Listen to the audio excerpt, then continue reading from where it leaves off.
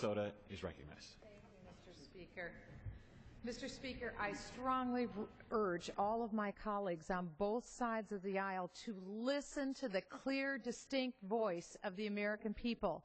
They have spoken loudly. They have spoken clearly. They heard the words of then Speaker of the House, Nancy Pelosi, when she famously said, "We must pass Obamacare before we could know what's in it."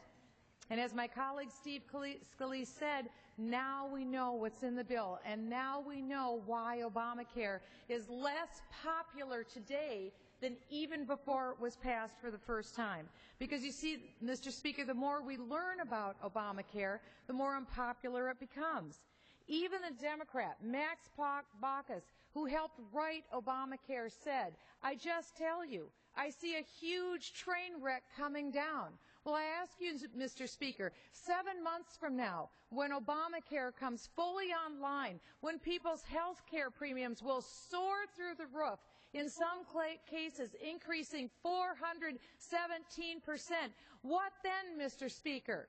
We see this coming, just like the Titanic. We see the iceberg, only it's not just in a mist shortly in front of our eyes. We have time to turn, and that's why we're here.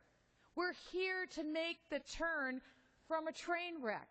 So why not repeal that bill today? Repeal it in the House, but repeal it in the U.S. Senate, and force the President of the United States to repudiate his signature piece of legislation under his watch, which his own party calls a train wreck. It's now. Now is the time to listen to the American people. You see, Mr. President, President Obama told us, he promised us, that Obamacare would fund insurance for people with pre-existing conditions. As a compassionate people, we want to help people in this very difficult situation. But Obamacare, the truth is that it is so poorly thought out that the funding for pre-existing conditions has already run out.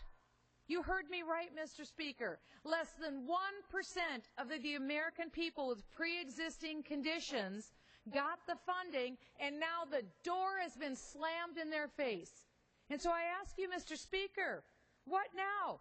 What are the remaining 99% of the American people with pre-existing conditions supposed to do now? Now they're told we've already run out of money, and the bill hasn't even fully come into effect, the centerpiece of compassion under this bill. And now we've learned that the IRS, the Internal Revenue Service, I used to be a federal tax litigation attorney, and our client was the IRS. I was involved in this agency. Now we've learned that the IRS, who is tasked with enforcing this very unpopular bill of Obamacare, the IRS admitted they targeted Americans. They targeted conservative groups. They targeted Christians. They targeted pro-Israel people. They targeted people who are pro-business, who want to be against accumulating debt. And yes, they targeted Tea Party groups based upon their political and religious beliefs.